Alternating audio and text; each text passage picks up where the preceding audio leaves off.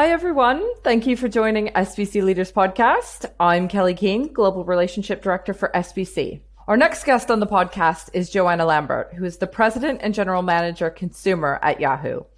She's spearheading Yahoo Sports' 360 gaming strategy, which aligns daily fantasy sports with sports betting, providing users with opportunities to wager on the Yahoo Sportsbook via its BetMGM partnership integration. She is responsible for driving business strategy and growth priorities across the company's portfolio of consumer properties. Jo has over 20 years of experience across product, media, and business development. Prior to Yahoo, she was Vice President of Consumer Financial Services at PayPal, where she led efforts to democratize financial services and make the management and movement of money more effective and affordable for billions of financially underserved people worldwide. Before PayPal, Jo was the Senior Vice President of Product Development and Operations at American Express, where she developed and managed product, user experience, and operational excellence for the business unit focused on building next-generation banking solutions. Those are some incredible brand names, major career accomplishments, and as we all know, some overwhelming potential as she leads Yahoo Sports into the world of sports betting. It is therefore my pleasure to welcome Joanna Lambert to the show. Welcome, Jo. Thanks, Kelly. It's great to be here. Great. Pleasure to have you. Let's kick off quickly and talk about the BetMGM partnership if we can. As I understand, Yahoo Sportsbook is live in 11 states at the moment, with obvious and clear plans to grow into more states. Can you tell me a little bit about next 6 months and what's this partnership, how does this partnership benefit the fans? Yeah, definitely. So, Yahoo is, the top sports site on the internet. And we're really striving to make Yahoo Sports to be a single destination for sports fans. So, we've been long-standingly committed to great editorial, trusted news content, both from our own editors in-house as well as our premium content partners. We obviously have a long-standing history in the gaming category with, free-to-play games like season-long fantasy and pay-to-win, daily fantasy. And this, partnership that we started in 2019 with BetMGM allows us to then complete that 360 experience to be able to also introduce, betting solutions for our customers. So you're right, Kelly, we're now live in 11 states where betting's been legalized. And, since that ruling, we're really seeing the popularity of sports betting really continue to steadily increase and rise. And it's not just sports fans, it's also, fantasy sports enthusiasts and even casual fans are starting to be really interested in the space. So, next 6 months is us continuing to make sure that we're providing that fantastic 360 experience and, really honing in on that gaming and betting solution for our customers. That's great. It's mad in the States. Sports betting's going mad. Prior to the role that you're in now, you were really successful in the world of tech and finance, as I said in the introduction. What brought you over to the world of sports tech, sports gaming? What's attractive about the role in the industry compared to where you came from? Yeah, I'd come from obviously primarily financial services and the fintech space. So, really thinking about obviously technology and building great product solutions for customers to manage money more effectively. And obviously at scale at PayPal and American Express. What attracted me to Yahoo was really, the incredible scale that Yahoo has. We have a maze of 900 million monthly active users, a really, really engaged user base that comes to us for daily habits. And what I like about Yahoo, especially Yahoo Sports, is that great combination of, media, trusted content, as one of the world's biggest aggregators of content, but also the ability to build great products with utility and tools that help people, whether it's, manage sports scores or, the fantasy products that we offer in the marketplace, even across some of our other consumer products like our Yahoo Finance portfolio tools. That fantastic combination of media and technology just is super exciting. Yeah. We recently did a conference in Barcelona, and the keynote was the CEO of Entain, and she said something that blew my mind, and you just touched upon it again, was that on any given Saturday, Entain does 7 times the number of transactions that Amazon does on Black Friday, which to me, the world of sports betting, I don't think people realize how big it is, right? And how many transactions are happening at any given time. Oh, 100%. You know what? On the other side of that is, and that's one of the things that I think is really exciting about Yahoo in this space. You know, you any sports programming right now, you're inundated with betting opportunities in front of you because everyone in the space is trying to attract new customers or bring their customers back. That's another benefit that I really saw in being part of the Yahoo community with this huge sort of top of the funnel, this huge audience that has where we can serve them with passions. We can drive them effectively through product experiences really uniquely and intuitively to areas that they like, whether it's introducing to betting, maybe a casual player, or showcasing different opportunities across the product. So it's a very great space to be in. Amazing. I've been in betting and gaming my entire life. And so I'm always interested to get people's perspectives. You come from outside the industry and I'm just interested on, what do you think of it? Or, what's your perspective? What's the difference from the world of tech and finance? Yeah, it's interesting. There's the thing that I think is sort of similar. I'll go with similar first is, when I think about product development and building great products for customers, like we're always looking at putting the customer at the center. And then I love like mission-driven product development and mission-driven, how do you help a customer, either discover something or be able to complete a transaction seamlessly. In the betting space, obviously relatively new here in the US, much more mature in other markets around the world. But I mean, I see a future where, predictive betting will go beyond sports.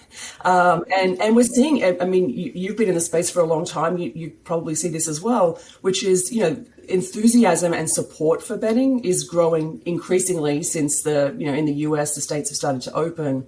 And I think that we'll see, as I said earlier, more, casual players come into the space, which I think will be a really interesting area. And again, another great way to serve customers. That's great. That's great. And speaking of new perspectives, I know that diversity is important to Yahoo Sports. I know it's important to you. It's certainly important to me. I've always been intrigued by sports because I do believe, while most people would say it is not as diverse as other industries, it's global. It's every culture understands sport, right? And it's round the clock, and it has all these great tools that can support diversity, right? And like I said, I know it's important to you, and I'd like to talk about why it's important to you. But I know that it's not just an HR topic, right? It sort of permeates all of what's happening at Yahoo. So if I can set the tone that way and talk a little bit about that, that'd be great.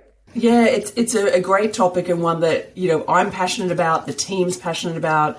We, as I said, we serve a global audience. What I love about Yahoo Sports is we are number one for African American and Latinx and women across our platforms as well. We have a long-standing history of, ensuring, I guess, voices of our team are reflected and reflect the audience we serve. And so you mentioned, it's not just about HR. It is when we think about recruiting and talent for our teams, and it is when we think about partnerships that we do with players in the industry. I think that we have a really incredible opportunity to amplify, athlete voices on issues, whether it's racial or social justice conversations, women's equity, trans rights. We have an incredible platform for storytelling, so we take it very seriously that we make sure that we're reflecting voices from the broader audience, and that we have a team that reflects our audience as well. So a lot of great stuff happening. And obviously in the last, I'm going to say 18 months with COVID and work from home, we actually were able to even further amplify some of the voices that we wanted to, which is great. Wow. How did you do that? Well, it's funny. The team, the Yahoo Sports team, remember, it's March last year. We're all at the office, and then suddenly we're all at home. And, as you know, sports stopped playing. So, the team had to pivot really fast to be able to think through how do you serve an audience that is passionate about sports, keep kids still enthusiastic about playing sports. So what we did was we actually partnered with a number of different organizations like, Women's Sports Foundation, Global Citizen, and we actually ended up producing, actually across Yahoo overall, but sports did a fair share of these. We produced more than 60 events that were not even on the pipeline at the beginning of 2020, which again, what that allowed us to do was to be able to have these, great, work from home produced content and panels where we could talk about the issues in the industry. So again, as with a platform like ours, with so many eyeballs, we do need to be able to pivot quickly when we need to. Yeah. And I love that. It's something that's really exciting for me. Oh, that's great. So your colleague / partner in crime, Sarah Crennan, VP of and head of content at Yahoo Sports. I understand that the two of you are working to open up the sportsbook offering to a much wider audience than just traditional male sportsbook fans. You being Australian, living in America, you certainly get that, women's football is on the rise. It is the fastest growing sport on the planet. I think we'll have a great show in 2023 when the World Cup comes to Australia. What are you and the team, what's that perspective? What are you bringing that others have overlooked? What's that interesting content that you talk about?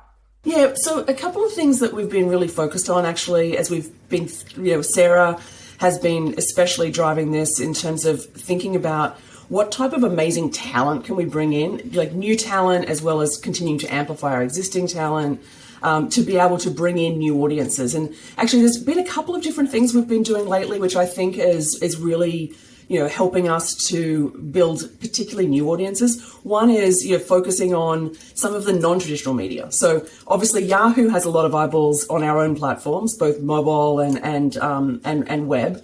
But we also have built relatively big audiences also in non-traditional media spaces, like on TikTok. Yahoo Sports has a really big followership. We've been testing things in Clubhouse. Obviously, YouTube and other social media platforms also. What we've found this has done, it's with Yahoo Sports especially, is helped to really attract some of the younger audiences who maybe weren't aware of Yahoo, introduce them to the brand, introduce them to sports and the storytelling and information that we have available to them. And then obviously, ideally, we want to attract those audiences in. But I think that's a really interesting way that we've been able to, diversify our audience as well as reach new audiences. And, as you said, tell the story about women in sports and put that on the table. Okay, I asked this question of all my guests, and to date, we've had a broad range of answers. Do you think you have to be a sports fan to run a sports company? I believe you have to be passionate about what you do, whatever you do. So when I think about embarking on new roles or new responsibilities, I think you have to be really passionate about the thing that you're working on and feel really connected to it. And two, actually slightly different to that, I think you need to work with people who are amazing, who you can learn from and who are also equally passionate. So I guess, yes, definitely a passion helps. I'm really passionate about connecting people to their passions. And that's why this is such a great opportunity for me to work with the, Yahoo Sports team to be able to, continue to serve this audience, which is awesome. Good. Do you have a hero? That's really tough. I have everyday heroes. I love watching innovators. I love watching people and creating things in the white space. My inspiration pretty much comes almost from my network of colleagues and sometimes it's even in the day-to-day. We had an intern in at Yahoo in one of the news areas, and it was her who actually was the one who pushed us to go into TikTok, for example. She took the idea to one of the more senior editors, and then, she was in the Gen Z category and thought that this was a great way for us to diversify our audience and put Yahoo in these different places. And, those sorts of people are my heroes because they're the ones that are making the real change on the ground every day. So I not the superhero that probably you're looking for, but I don't know. I like everyday heroes. Good. No, I get a range of, all the way from my mom to, very aspirational characters, Michael Jordan and, Muhammad Ali, and then, everything in between. So I just love that. I think that's just a really good picture of how we live our lives. I couldn't say my mum because my dad would get sad. So yeah, well, like I said, I get a full range of it. So it's interesting. What about when you're making your life decisions? Do you have a role model? Is there someone at Yahoo or in your past career that you look to? Yeah, look, I think it's a lot of it has to do with former colleagues and as you said, former bosses. Actually, even colleagues in the current at Yahoo right now help me think about what we should be doing next and what I should do next. But yeah, definitely. I mean, one of the things that I've always talked about when I think about like leadership and also, how to develop a career, one of the most important things is sponsorship. So, when I think about the people who have helped me, think through next moves or help me actually through even, challenges at work, I often lean on my former colleagues and former bosses. And the reason you can do that is because they've been sponsors in the past. And when I say sponsor, I mean, you've proven yourself, they trust you and will put their name on the line to support you for that next move or give you that real candid and honest feedback about what's good for you and maybe what's not good for you. So definitely. Career defining moments. You touched upon sort of people who have helped you get promoted and things like that. Can you tell me a story about a career defining moment in your life? Look, it's funny. I think you sort of find career-defining moments in hindsight, and it sounds more, defining when you look at it in hindsight and tell the story. But one of my career-defining moments actually was relatively early in my career when I was in Sydney, and it actually brought me here to New York. I was having a skip level meeting with my boss, like, your boss's boss. He was coming to Sydney. He was meeting with me and a bunch of others on the team. At the time, I was very heavily pregnant, 7 months pregnant. And, we were just having a meeting and he was saying, how are you going? And I said, I was, a little bored. I would like more responsibility. I'm looking for more. This is what I've done so far. And I just said, hey, by the way, I would move anywhere in the world if there was the right opportunity. And which it sounds silly now, but like my husband was in the Navy, he was at sea. I'm obviously heavily pregnant. He would never have thought, oh, let's see if she wants to move to New York, just from the perception he may have had. Anyway, 6 months later, I got a call and I ended up in New York. And 16 years later, we're still here. So I tell that story because it's a career defining moment because it changed everything in our family life. Not just our family, but also our family back in Australia who now come to New York all the time and America all the time. But also I like the story because it's about making sure that you're very clear about what you will and won't do. And in every moment that I think back of career defining moments, it's because I was very clear and articulate about this is what I want, this is what I think I'm good at, and this is what I'm not willing to sacrifice. And I think that makes it easier for people to see the right opportunities for you and have you in their mind as different opportunities come up. I think that's really important. And it's something that I've just picked up later in my career. It's not only saying what you will and won't do, but asking for what you want, right? And I think that's really a really important lesson for younger listeners on this podcast is to take that, to really ask for what you want and be clear about that. That's great advice. Thank you for that.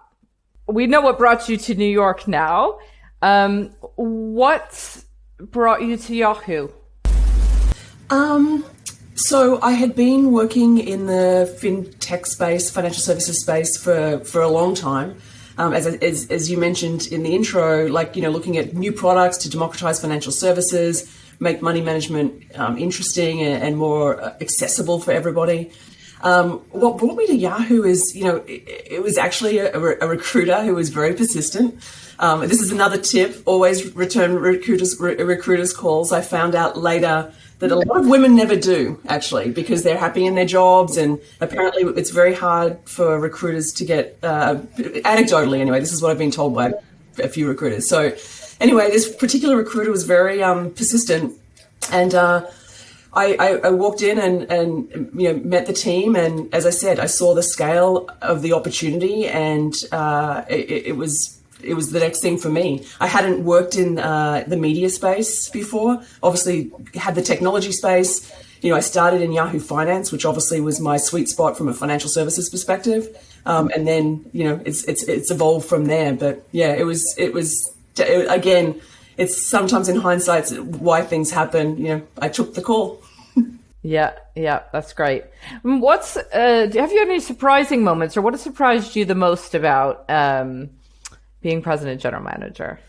Look, I think actually it's probably the resilience of the team over the last 2 years, and how creative people can be when put into a situation where you just have to do it, like you have no choice. I'm sure lots of people would say this, but to move a whole studio from, with control rooms and setup and everything else in multiple destinations around the world to then going into, 10,000 homes around the world as everyone moved to their house and started to produce content and do work and everything else. It was remarkable, and we had to pivot fast, and the team did a remarkable job. So I think resilience, and also just that it's a good reminder also about how fast you can iterate and change things if you actually need to, which it did surprise me actually. Yeah. Necessity always sort of speeds things up a bit, doesn't it? Absolutely. You find a solution, you find a workaround. And sometimes some of those things that we learned, I would love to deploy more holistically as we start to, let's say, normalize again back to the office. We've, at SBC, obviously, we were always an events and media company. It was always a live events, and similar now. We will always be, there will always be that virtual side of things that we do now because we've learned the benefits of it, right? There was some good that came out of this pandemic. We shouldn't forget that. So, okay, last question. What's next? What's next for you, and what's next for Yahoo Sports? Next for us is continuing on this strategy of providing this 360 service. You'll see us with we've recently changed ownership. Verizon sold us to a private equity company, Apollo, which is a great new chapter for us. We go from being like a relatively small department in a very, very big company to being a standalone business, and that gives us a huge amount of runway to be able to double down even further on some of the opportunities around like sports and sports gaming and sports betting. So you're going to see us just continue to evolve into this space, and again, continue to improve products and serve customers, and hopefully continue to serve more and more diverse customers as the industry opens up. Well, we will look forward to that for sure. Mm-hmm. Unfortunately, Joe, that's all the time we have for today. My sincere thanks. It's been a real pleasure speaking to you, hearing what's happening at Yahoo Sports, and welcome to the industry. Thank you so much. It's great to be here. Thanks, Kelly. You're welcome. This has been the 8th episode of SBC Leaders Podcast. I'm Kelly Kehn, Global Relationship Director at SBC. You can subscribe to this series on Spotify, Apple Podcasts, Google, or watch direct on gamblingtv.com. Thanks for listening, and we'll see you next time.